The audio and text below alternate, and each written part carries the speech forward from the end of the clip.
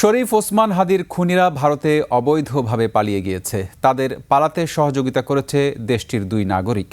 Meghalaya police ওই দুইজনকে গ্রেপ্তার করেছে। আনুষ্ঠানিক ব্রিফিংয়ে অতিরিক্ত police commissioner S N. Mohammad Nazrul আরও জানান, আগামী 7 থেকে 10 দিনের মধ্যে চার্জশিট দেয়া হবে মামলার। এদিকে পুলিশের বক্তব্য প্রত্যাখ্যান করে হাদির খুনিদের গ্রেফতার ও বিচারের দাবিতে আবারও শাহবাগ অবরোধ করেছে ইনকিলাব মঞ্চ। অনুপ পিয়ালের রিপোর্ট।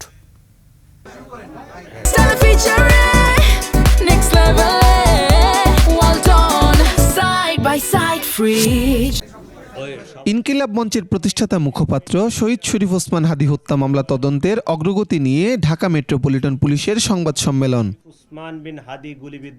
ব্রিফিংয়ে অতিরিক্ত police commissioner S N. Mohammad Nazrul Islam বলেন, হাদির খুনিরা দেশ ছেড়ে পালিয়েছে, তবে তাদের অবস্থান নিশ্চিত করতে চেষ্টা চলমান।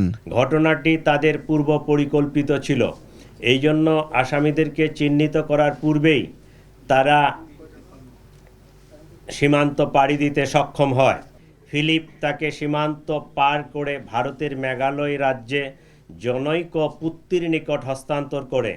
পুত্তি এক ট্যাক্সি ড্রাইভার স্বামীর কাছে তাদেরকে হস্তান্তর করে। স্বামী মেঘালয় রাজ্যের তুরা নামক একটি শহর আছে, সেই শহরে তাদেরকে পৌঁছে দেয়। আমরা ইনফরমাল চ্যানেলে মেঘালয় পুলিশের সাথে যোগাযোগ করে যেটি জানতে পেরেছি, তারা ইতোমধ্যে পুত্তি ও স্বামীকে গ্রেফতার করেছে। আগামী 10 দিনের মধ্যে দেওয়া হবে আলোচিত এই হত্যাকাণ্ডের চার্জশিট। এছাড়া শুটার ফয়সালের 218 কোটি টাকার চেক জব্দ করা হয়েছে।